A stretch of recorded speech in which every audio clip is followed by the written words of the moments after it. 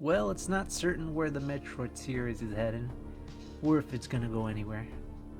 But the figurines are plentiful. With the first release of Max Factory's Samus figure in her appearance in Metroid Other M, now we have her in her Zero Suit form from the same game.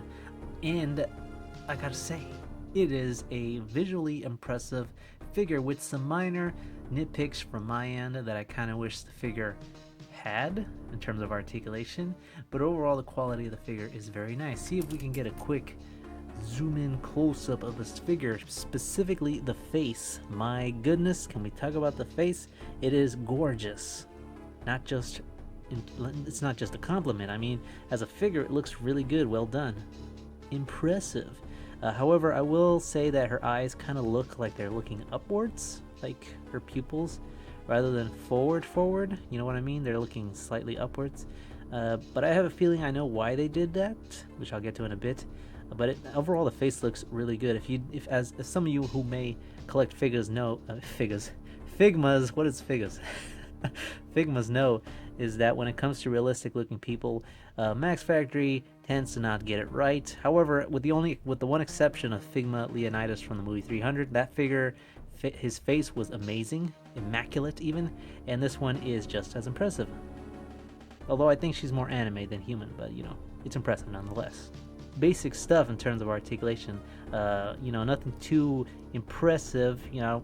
I'll get into the impressive stuff in a bit, but as far as basic articulation, she has it all. Standard stuff.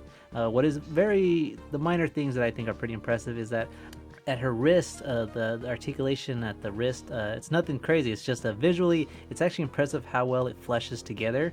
It's clearly a ball jointed hinge, but it's like it's just very well done the way it looks.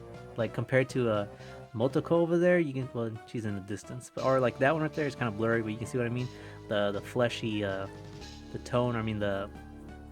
It's not flesh. The joint is not flesh with the arm and the forearm. However, with the Figma Zero Suit Samus here, everything's like fleshed out and it looks pretty good. At the shoulders, she actually has the ability to pop out her shoulder blades, her shoulder sockets, from her main body to allow a little bit more freedom of movement, like to get her arm across her chest, that kind of stuff. I did not know the figure was going to have that, so that is pretty pleasantly surprising for me anyways. At the waist, she also has another feature where you can actually pull down, there it goes, and she has a little bit more range of movement at the legs. Again, something I did not know, but I'm pleasantly happy that it's there. As far as nitpicks go, her little hairpiece here is not really going to stick onto her top of her head very well. See, that kind of comes off relatively easy without even, you see that? I'm not even trying to take it off. It just comes off. So that does kind of suck. Her face, however, doesn't come off, so that's pretty good. At the waist, I kind of wish she had an actual articulated waist. However, the problem is I don't think it would have looked as good because this is a skin-tight character, a skin-tight outfit. And it's always hard to give characters like that articulation and make it look good. Case in point is probably any Spider-Man figure ever. As you know, Spider-Man is wearing an entire suit covering his body, obviously. So making a figure out of that is kind of, it's just gonna look a little weird when you're putting joints all over the place. The same could be said for Zero Suit Samus. And the reason I have these two out is because I noticed that on Motoko, let's see if we can focus on them. Can you? There you go. Motoko, she actually has I haven't seen her character in motion, the actual animation, how she looks, but I feel like her entire jumpsuit is one, much like Zero Suit Samus. It wraps around her entire body, which I thought was interesting because she actually has a waist articulation right here around the belt area, but I feel because of the belt they were able to get away with it. But still, it was kind of interesting that she actually has that kind of articulation, even slightly better of an arch at her upper body, which something I completely forgot to mention is that she doesn't have a very good articulated chest area.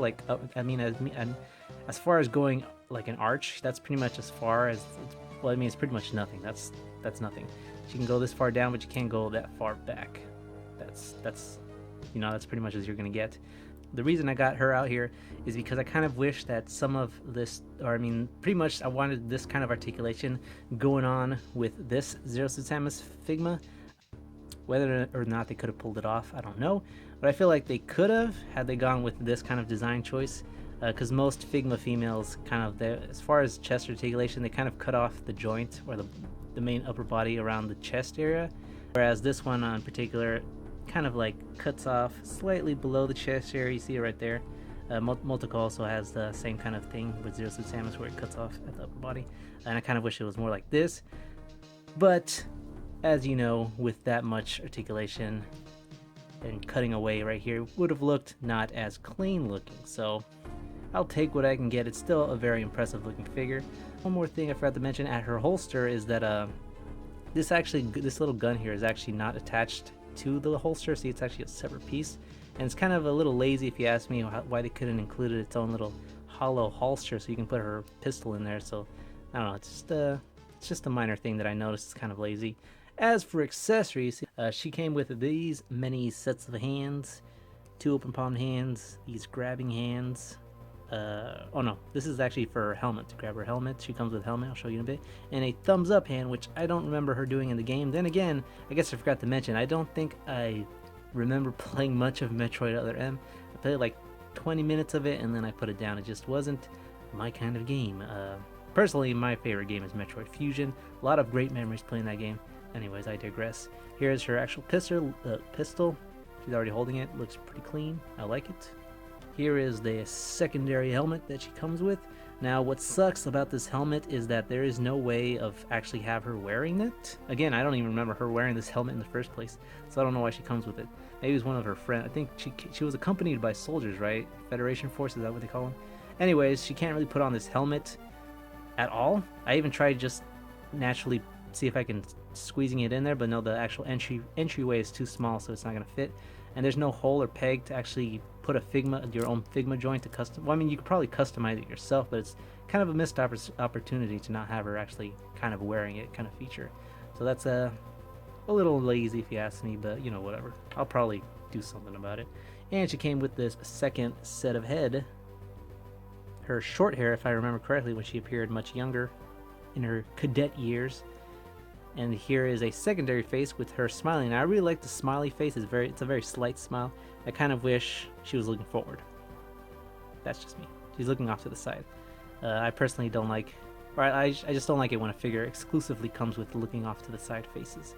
But luckily she does come with a standard looking forward face. But anyways, it's a nice face, what I'm trying to say. Also, hit the camera a bit. The reason why I have this the first release Figma Metroid over here, or I mean Samus, you can actually take off the entirety of her head and place it on this one, but you'd have to first remove the head. But the thing about it is that, let me see if I can kind of do it. This piece you're gonna have to take it apart from here, just pull it off, and then you can put the Figma joint on this head, I mean the entirety of this head on this hole, and have her looking kind of cool. Although I still don't understand how she's able to fit inside this thing. It's a very big figure. I don't know if it's to actual scale, but as you can kind of see, her head reaches to her chest, so I don't know how she reaches another set of head. I don't get it, but there's that. Also, might as well include it in here, considering this is video game related, is a character from the Yakuza series, a very niche game that I've never actually played the series of, but I just thought he looked like a very interesting looking Figma, so I got him. And man, he's actually very visually, again, the face, Figma is knocking it out of the park. This face looks very, in fact, I'm positive this is actually a 3D printed face. You can tell, I mean, you can't really tell because like that's as close as I can get is here. But in fact, I think this is a 3D printed face, and it looks very impressive. And it just looked really good. I can't explain it. The only thing I don't like about this figure is that the shoulder, the way the joint looks at the shoulder looks very weird and jagged. You know, it's very angular. I don't like it. But that's usually the case with most business suit looking figures. That's how the joint is going to look. So, I mean, I don't know.